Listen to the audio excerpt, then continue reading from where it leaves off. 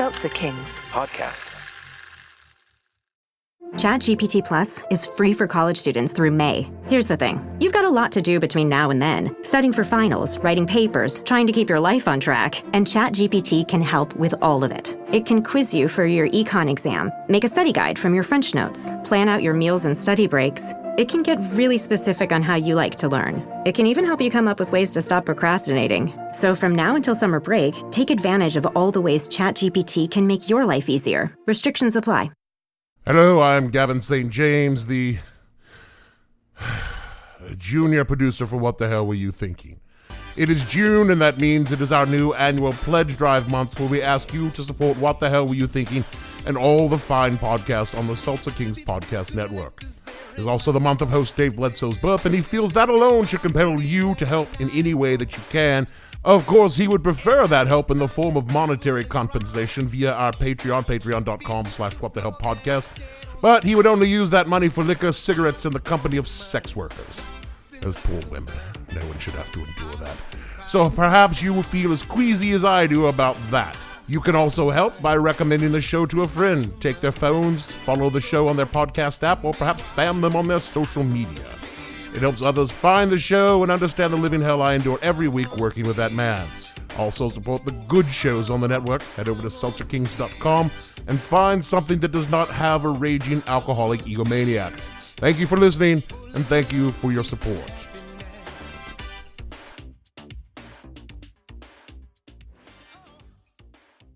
It's not theft, Gavin. It's cultural reappropriation. It's sticking it to the man. My God, you're so unhip, I'm surprised your bum doesn't fall off. Ass. The following podcast contains... The f*** you do that for? Hey, that was... Don't swear. What are we? Werewolves, not swearwolves. explicit language.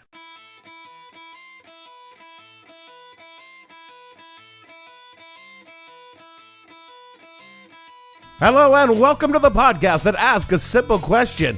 When you downloaded the entire back catalog of Debbie Boone just because it was on Napster, what the hell were you thinking? I'm your host, Dave Bledsoe, and this is episode number 318. It's a Pirate's Life for Me, Part 2, downloaded from Napster edition of the show, where we talk about the rise and fall of stealing music just because it was on the internet. Stay tuned. The What the Hell Were You Thinking podcast is brought to you by polkasongs.com, the free streaming polka song library with unlimited downloads of your polka favorites.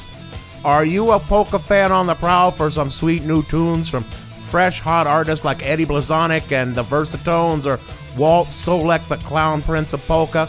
Of course you are there. If you're tired of paying the outrageous record store prices, head on over to polkasongs.com and show the man that polka music should be free. Our peer-to-peer searchable database of polka music will guide you to exactly the polka songs you are looking for, be it a common one like Happy Valley Polka or even a rare like Dodsworth Polka Quadrilles. It's all up on polkasongs.com, eh? Using technology from defunct file-sharing sites on the early aughts, we keep the free music fervor flowing, one Whoopi John Wilfart song at a time. polkasongs.com there. We're keeping the Oompa alive. Good afternoon. My name is, Lars Ulrich from Metallica. I worked for years to get where I am today. Years and years of playing clubs and recording demo tapes. Me and my buddy, James Hetfield here, have shed blood, sweat, and motherfucking beer to get where we are today. Beer. Good. And now we're fucking wealthy beyond, belief. So where was I? Oh, yeah. All you post-pubescent boys who have bought, our albums and our t-shirts and our concert videos and... T-shirts. Good. Yeah, t-shirts. You loyal fans who, bang your heads at our concerts and pay $200 for a ticket, $20 for a CD, $50 for a Metallica t-shirt, and $100 for a genuine Metallica cock ring. You're all fucking awesome, and we'll never forget you. You fucking made us rich. You fucking made us popular. You got us under the cover of, Kerrang! Magazine. I worship you. You, the Metallica fan. Beer. Good. Unless you download it until it sleeps from Napster. Then you're going to motherfucking jail. You're motherfucking meat. You'll be some fat, greasy, tattooed bastard's buttery cornhole. Who do you think you are? A team of lawyers and researchers have your names, and we're gonna hunt you down like the table scrap pilfering grab asses you are. Grab asses, bad! So to conclude, rock on, Metallica fans. We'll see you on tour this summer. And you Napster users, we'll see you in jail getting gang raped. Do you want to know how much fucking money there was in the recording industry back in the 70s and 80s? I could see by the look on your face you don't, but, Yeah, well, I'm gonna tell you anyway. the record companies were so rich, they were willing to sell you record albums that they knew you weren't going to pay for. How does that even work? Well, if you're in my primary demographic, you already know how that works. But for the 6 of you under 40 who are listening, it goes like this. In every goddamn magazine published, there was this little cardstock. And on that cardstock, you would fill out 9 album selections that you would receive for just one shiny penny. And in return, you promised to buy a set number of albums in the future at the regular price. There were no credit cards, there was no bank info, just a name that you said was yours and an address. And they believed you? I have a very believable face. No, God, no, they didn't believe that. They knew damn well that at least 40% of us were never going to buy those other records, but it didn't matter. That's how fucking rich the record industry was. You see, Columbia House Records, which is what it was called, operated on a very simple plan. Yes, it's called mail fraud. No, technically that's what we were doing. Their plan was, first of all, most people do have integrity, so they did buy those other albums at an enormous markup to make up for all that stolen music. The other thing they did was sell albums that already made all the money they were ever reasonably going to make. You didn't get new releases from Columbia House. You got records that were already out for at least 3 or 4 years. Their chart run was over. They'd already made millions of dollars. So if some teenager stole Michael Jackson's Thriller 5 years after it was released, the record company wasn't really out much money at all. The 40 cents or so it cost to press and package the album. Max. They could afford to risk negligible loss on the off chance they could land an honest person who would pay twice what they could get that album for used or on the discount racks at their local record store. It was the kind of thing the record company understood well. Old music is dead, and the kind of people who paid for dead music were at best suckers. So I never felt the slightest remorse for ordering 10 more record albums every time I changed addresses, which when I was in the military was a lot. In 1877, Thomas Edison created the gramophone. Music could be stored now on wax cylinders and played on devices in the comfort of your own home while you were banging the wife or sitting there in your underwear. And that revolutionized how people listened to music. Prior to this, music was either played by you or listened to at a venue. After Edison, you could listen to music pretty much anywhere. We covered this part last week in part 1, so I'm not going to spend a lot of time rehashing that. Just go listen to episode 317. For decades, small studios recorded albums and distributed them via local networks. The music was recorded live in single takes, and the quality, kinda shit. But in 1948, a guy by the name of Les Paul, yeah, the guy who made the guitar, and changed how music was recorded and heard. It also changed how much it cost to make a record album.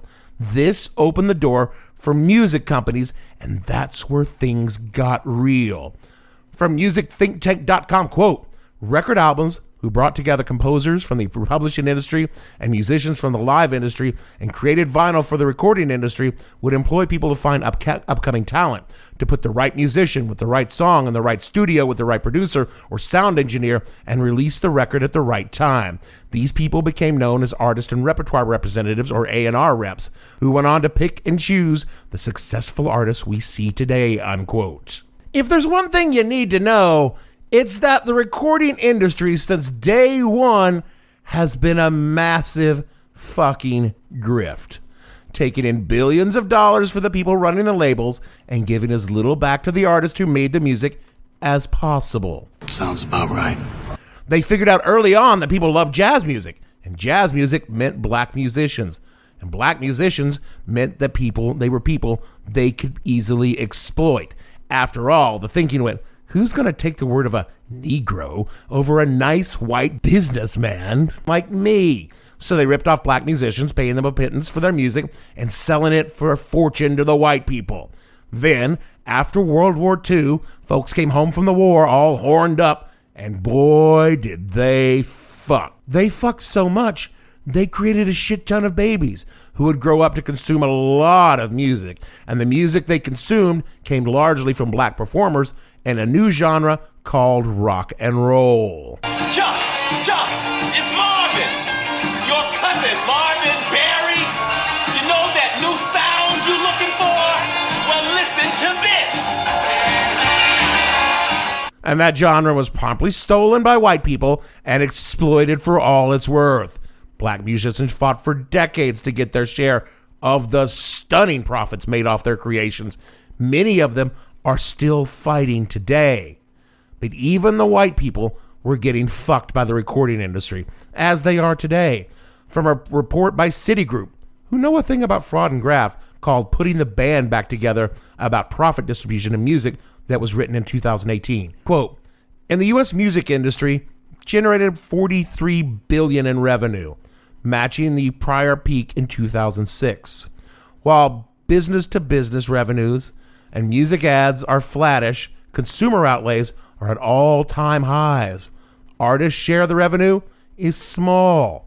In 2017, artists captured just 12% of music revenue, with most of the value leakage driven by the cost of running myriad distribution platforms, AM radio, AM/FM radio, satellite radio, internet distributors, augmented by the cost and profits of the record labels, unquote. Damn, dog. This was 3 years ago, and this is almost double the amount that musicians were making in the year 2000, and that was before the big fucking collapse and pretty much the last big years of the music industry. Go ahead and Google contract dispute in music industry and you'll see how it goes. Taylor Swift is in the midst of re-recording her entire back catalog to claw back some of the profits she lost by signing a shit contract as a 15-year-old. Remember that time Prince went by just a symbol for a few years? That was a contract dispute. Tom Petty declared bankruptcy to get out of a bad contract. There isn't a big musician out there who hasn't struggled at some point with their label, and they're the lucky ones. The musicians that don't make it big often come away with nothing or actually owing for their efforts, even if their albums made money. Lesson number 1, read the fine print. So, people don't have a lot of sympathy for music labels in general. And back in 1999, they stuck a knife in the back of the corrupt industry that pretty much caused the entire steaming pile of shit to come sliding down. And it was all because of one dude, Sean Fanning, who had a crazy idea. Napster. Napster. It's called file sharing, seen by some as the wave of the future. But not everyone was cheering Napster's rise. College students are making good use of the internet. The latest software makes it a bit too easy for students to access their favorite tunes. No longer do you have to go to a store and plunk down money. From 84 to 2000, the music industry made so much freaking money selling CDs. At first it was hair bands, and then it was grunge bands, and then it was boy bands. I mean, it was a great time to be in the business. 1999, you had 2 or 3 records come out in 1 week, sell 1 million records. You actually had to drive your car to the Tower Records and buy a CD for $18 to get the one song you liked. And so that was a good model. It made the industry tons and tons of cash. Selling millions of Chumbawamba albums with one good song was an economic boom. Now, before we get into the nitty-gritty, we got to talk just for a minute about the internet in 1999. Do we have to? We do. For the vast majority of users, the internet was still a dial-up experience, meaning you topped out at a whopping 56 kilobits per second, and you never actually got that fast. Come on, pick it up, you slowpoke. But in certain places, on the cities, and on college campuses, something new was happening. Broadband. DSL carried over phone lines could max out at 20 Mbps, which was warp speed compared to dial-up, And with cable, you could hit 100 Mbps, and that was like taking the ship. Prepare ship for ludicrous speed. And on college campuses with T1s and T3 lines, well, they've gone to plaid. Anyone who downloaded a file on dial-up knew that you were going to be there for a while, but all of a sudden with broadband, that Tommy Lee and Pamela Anderson sex video went from days to minutes from the internet to your computer. And this was the technology, over and above what Napster did, that made music piracy possible. Napster just made it easy. Before Napster, you could find MP3s on the internet. If you know where to look. And this was before Google. I mean, I don't know if you kids can imagine what it was like when Yahoo was your premier search engine, or maybe Ask Jeeves. Ask Jeeves? Nobody uses Ask Jeeves. Just Google search it. You couldn't because Google wasn't a thing yet. So searching for a specific file was nigh impossible. People had the files on their computers. They were willing to share them with you if you asked, but finding them was the blockage. And this was the problem that young Sean Fanning faced in his dorm room at Northwestern University in 1999. From The Guardian, quote, in about 1998, someone with the username Napster reveals to those present in an internet chat room that he'd been working on a piece of software to fix the problem. It would allow people to dip into each other's hard drives and share their MP3 music files. In the chat room, people scoffed. Share? Why would anyone do that? But Sean Parker, an aspiring entrepreneur, liked the idea. He was 18, skinny, with gelled up red hair and a tendency to look at the floor when he spoke. Parker suggested they collaborate, and he met Napster, or Sean Fanning, for the first time in person. The term Napster passed, of course, to the piece of software Fanning was coding.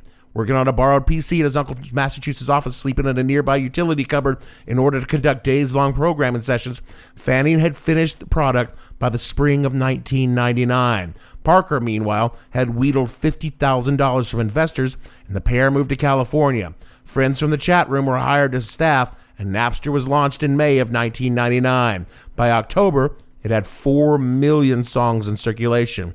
By March of 2000, when, for my part, this is the author of the article speaking, I'd already siphoned off a few hundred of those 4 million. The Napster community numbered more than 20 million, unquote. When Napster broke, I, speaking for me now, already had broadband as I lived in the suburbs of Washington, D.C., and I quickly discovered how easy it would be to complete my music collection. You mean you're gonna steal it? Tomato, people, come on. Look, we were all pretty sure the whole internet was going to collapse on December 31st anyway, so where was the harm? Within a few months, I had 600 or 700 songs downloaded from bands as diverse as Led Zeppelin to the Backstreet Boys. And that was the beauty of Napster. If you wanted a song, someone among the millions of users had it. If I wanted a deep album cut from John Denver, I wasn't going to pay $15 for a CD with only the one damn song I wanted. I just downloaded it from Napster. John Denver had already gotten paid. His albums were decades old by then. It was the moral equivalent of Columbia Music House. Also, I think John Denver was dead by then. Damn, dude. Harsh, right? That's how Napster works. There were no server farms filled with pirated music for you to get. Every song on Napster was on some other schlub's just like your hard drive. All Napster did was provide an index of what the songs were out there. At least, that was the theory behind Napster's side of the situation.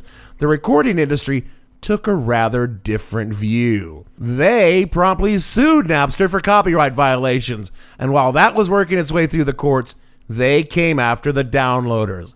Again from The Guardian, quote, the heads of major record labels had gathered for a summit in the Washington offices of the Recording Industry Artists Association of America, the RIAA. Execs were encouraged to play a game that was informally called Stump the Napster. In other words, to try and find at least one of their new singles that wasn't already being shared online. All were appropriately horrified, and an action was launched against Napster for breach of copyright. The first year of the new millennium was the first to register a dip in global record sales. That scared the labels, and before long, individual Napster users were being sued too. 18,000 all told, unquote. The RIAA began suing random users of Napsters for sharing files on their hard drives, and this was in addition to the suits they were in progress against Napster. Their big idea was to sue the very same people who bought their music. This is your big idea? Of course it was. This is the recording industry. They made billions by fucking over the little guy, so it just seemed natural to extend that to some college kids who had a few hundred files up on Napster. They wanted to strike terror into the hearts of the pirates when all they really accomplished was making people hate the fucking music industry even more, if such a thing were possible. And also, the first thing we fucking learned is that if you fucking didn't leave Napster running all the time, the RIAA was never going to find you. So you dove in, you got your fucking music, and you got the fuck off Napster. And everyone overseas downloaded everything they could lay their hands on and became hubs for Napster. Because if you were overseas, you couldn't be sued by the RIAA. From a 2004 article on CNN.com, quote, "A day after being sued for illegally sharing music files through the internet, a 12-year-old girl has settled with the Recording Industry Association of America. She's the first of 261 defendants to settle their lawsuits with the association. Brianna Lahara agreed Tuesday to pay $2,000, or about $2 a song, she allegedly shared. I'm sorry for what I've done, Lahara said. I love music, and I don't want to hurt the artist I love," unquote. Yeah, they sued a 12-year-old. That's a fucking chef kiss for not giving much of a fuck about anything customer-wise. The record labels didn't see us as customers, you see. They saw us as fucking a resource to be mined and then shrugged off when there was nothing left to be extracted. We all knew this. That's why we had nary a fucking qualm about pirating music in the first place. The artists themselves were split on the Napster issue. Pew did a poll in 2004 that asked the artists how they felt about sites like Napster and its successors, and the results were interesting, to say the least. From Pew's website, quote, "Artists are divided, but not deeply concerned about the file sharing that happens online. They want control over their creation, but most do not say internet piracy is a big threat. 64% of all artists and 67% of paid artists think that the copyright owner should have complete control over the use of that work. They are also clear who benefits the most from the current law. Half of all artists say that the copyright regulations generally benefit purveyors of artwork more than the original creators. Musicians echo those views. Still, just 28% of artists consider file sharing to be a major threat, and 30% of paid artists say this. Among the musicians in our online survey, 2/3 say file sharing poses a minor threat or no threat at all. 19% of digitized artists say that unauthorized copies of their work have been posted online. Most musicians in our online survey, even those who make a career out of music, have not experienced problems with others posting their work online. Artists think that unauthorized peer-to-peer file sharing should be illegal, but most would go after the companies rather than the individual file sharers. 52% of all artists and 55% of all paid artists believed it should be illegal for internet users to share unauthorized copies of music and movies over file sharing networks, compared to 37% of all artists and 35% of paid artists who say it should be legal, unquote. Perhaps the most famous artist reaction came from Metallica, who took file sharing as a personal insult. They angrily denounced downloaders and filed a lawsuit against Napster and had Napster ban anyone who shared a Metallica song on the service. That'll show him. It didn't.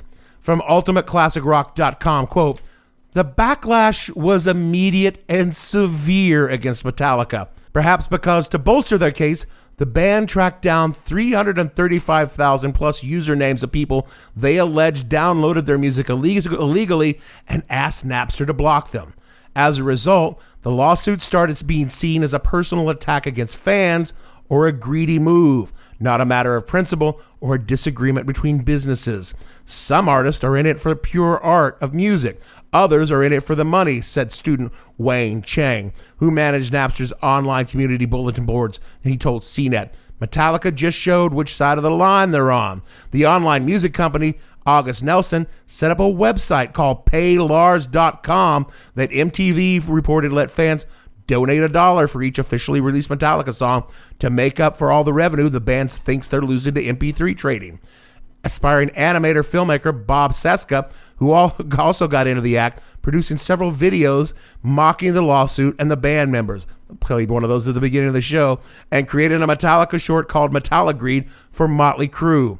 Pigs get fat and hogs get slaughtered, and I think Metallica hogs. Bassist Nikki Sixx told MTV at the time. They make enough off t-shirts and concert events and other forms of corporation. I think that's not acceptable behavior for an artist to do that to their fans. Elektra and Metallica's management, their puppet says they're puppeteering the guys of Metallica and their fucking fans, and I think it's fucked. To that, Metallica's then spokesman Gail Fine replied, if Motley Crue's on one side and we're on the other, you can guarantee that we're on the right side, unquote. Well, fuck you, Gail. Look, by 2000, Metallica was washed out, if not washed up. And while they're still considered the poster children for selling out and fucking over their fans, they seem to be doing just fine in 2021, touring for middle-aged dad types on their Harleys who think Metallica still rocks. FYI, Metallica hasn't put out a decent album since Master of Puppets. I own their good albums, and then I downloaded those MP3s anyway because fuck you, Metallica. Bunch of rich bitches. I suspect you know how this story ends. After all, you're not currently downloading songs from Napster or Livewire or Kazaa. The RIAA sued them into oblivion. Napster tried to hold on. They allied themselves with Bertelsmann, a major record label, in hopes that they could find a way to monetize downloading songs instead of the free-for-all orgy of piracy, but the damage was done. The record companies were pissed, and they had lost a fuck ton of money. There was no way they were going to do business with Fanning and Parker. In 2001, Napster went dark. September 3rd of 2002, a federal judge blocked the sale of Napster, and the entire business was forced to liquidate its assets, mostly a couple of dorm fridges and a foosball table by this time. File sharing went decentralized and eventually wound up on BitTorrent, which is harder, though not impossible, to track and block, and benefits from having at least some legal uses. So that remains the primary pirate ship of the day. They still go after websites indexing torrents, that the fight has mostly moved from music to the movies. But the damage was done. The music industry fat cat days were dead. A lot of people proclaim this was the death of the music industry. A Wired article in 2003 said, quote, how much you want to bet that the entire music industry collapses, he asked me. And I mean soon, like the next 5-10 years, kaboom. Truth is, it may happen even sooner. This year could determine whether the music business as we know it survives. In the first 6 months of 2002, CD sales fell 11%, on top of a 3% decline the year before. Sales of blank CDs jumped 40% last year, while users of Kazaa, the biggest online file trading service, tripled in numbers. Meanwhile, the label's new legitimate online music services attracted fewer paying customers than the McDonald's in Times Square. As recently as 10 years ago, the media conglomerates that own record labels regarded them as cash cows, smaller than Hollywood, but more reliably profitable. Now all 5 major labels are either losing money or barely in the black, and the industry decline is turning into a plunge. In the next year, whether together or separately, the labels will have to set about totally reinventing the way they do business, a horribly difficult task for any institution. Sympathy is in short supply. Rightly or wrongly, record companies are detested by politicians for corrupting youth, by webcasters for demanding royalty, and by their customers for inflating prices. Musicians and songwriters are famous for loathing labels, and many have resisted licensing their songs to music.net and press play. Both are under investigation for possible antitrust violations. Radio and MTV aren't in the music's corner. The labels, through independent promotion programs, effectively have to pay them to broadcast music, and the electronics industry's attitude towards the labels is summed up by Apple's slogan, "Rip, Mix, Burn," which a music executive once told me translates into "fuck you record labels," unquote. People just weren't willing to pay $20 for a CD with 2 good songs anymore. Indeed, People weren't willing to pay for physical music anymore, period. Mostly because of this dude right here. And we are introducing a product today that takes us exactly there. And that product is called iPod. Apple created iTunes, a digital record store, in 1999, knowing they were going to drop the iPod, and they changed how music was bought and listened to. Instead of $20 for a CD, you paid by the song, and you paid about 99 cents. People glutted on free music looked at that and said, "Hells yeah." Because, we still love music, and we're totally willing to pay the artist, just not the record companies. From there, it was pretty much a straight line to downloads on your iPod to streaming on your phone. It only took 20 years for the music industry to get there, but they're there now because aside of aging Gen Xers buying vinyl, there is no other market, which is why you're listening to this on Spotify right now. The music industry did find a way to make money off downloads, and while profits aren't where they were before Napster, they're good enough to satisfy their corporate masters. And also, the sheer convenience of a relatively low price for all the music ever has taken all the reasons we were pirating in the first place and tossed them out the window. Why download an MP3 when you can click play from a server on the cloud? If you want physical media, you can still get it. Few do, the exception being the vinyl renaissance. Again, the irony of that is just beautiful. Hell, they should bring back Columbia House Records. I mean, it kind of exists for DVDs, but no one's buying those anymore either. After all of this innovation, we've come full circle back to what's essentially radio, ad-supported radio.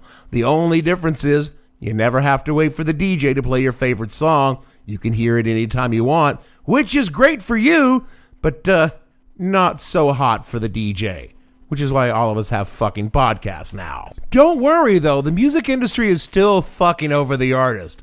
Would you like to guess how much an artist makes per song streamed?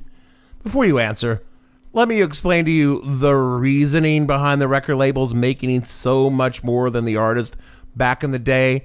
You see, they would say they had to go to all the trouble of seeking out new talent, paying for them to record their albums in studios, with all the attendant cost of studios and producers and technicians and things like that.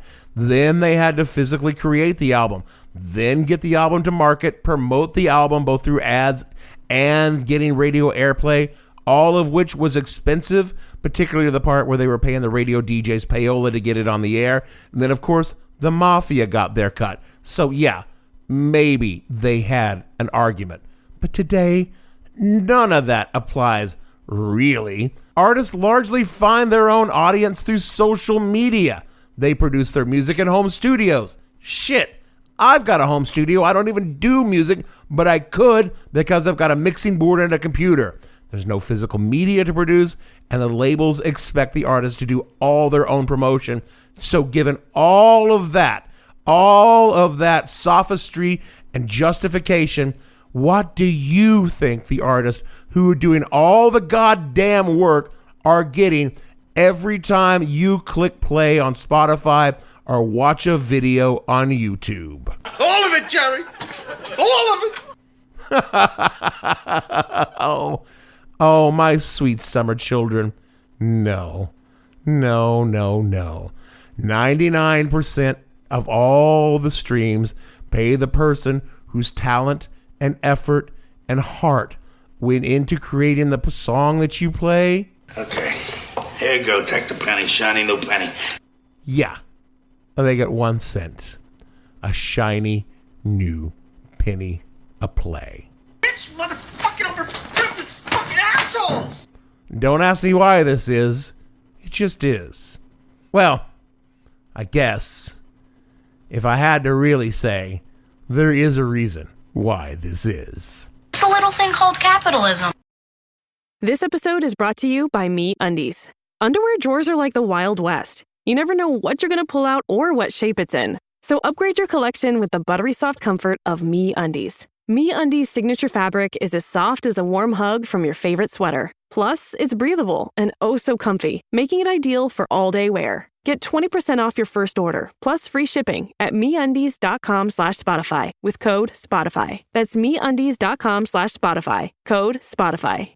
This episode is brought to you by Factor. Optimize your nutrition this year with Factor, America's #1 ready-to-eat meal service. Factor's fresh, never frozen meals are dietitian approved, ready to eat in just 2 minutes. Choose from 40 weekly options across 8 dietary preferences like Calorie Smart, Protein Plus, and Keto. Eat smarter at factormeals.com/listen50 and use code listen50 for 50% off plus free shipping on your first box. Factormeals.com/listen50, code listen50. T's and C's apply. That is it for our show this week.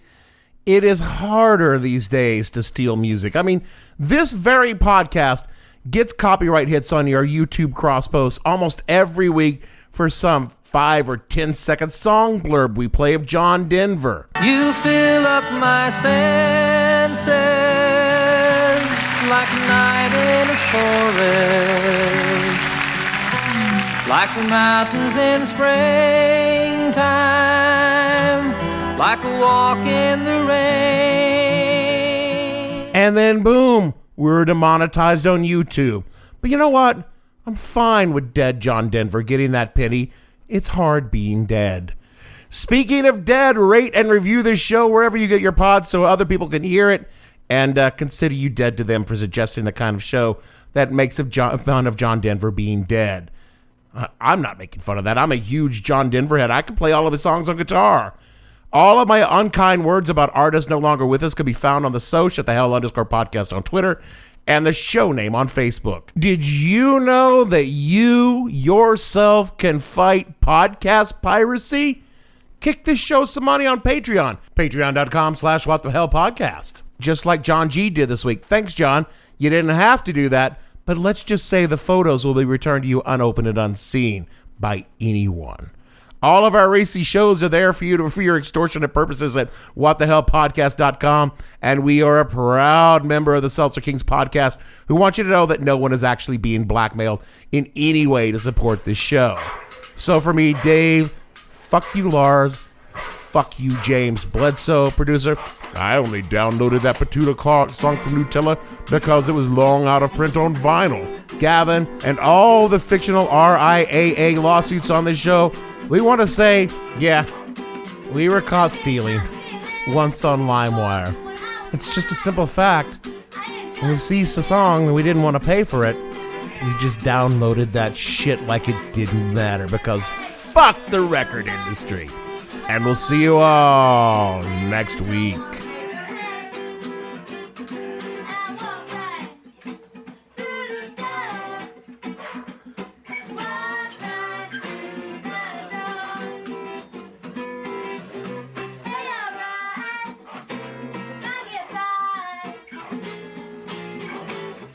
What the Hell Were You Thinking stars Dave Bledsoe and features Gavin St. James and several fictional minions.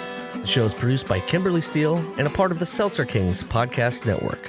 You can find more information on the show on their website, whatthehellpodcast.com, or on Twitter at @thehell_podcast, or on Facebook as What the Hell Podcast. Thanks for listening. I have no ending for this, so I take a small bow.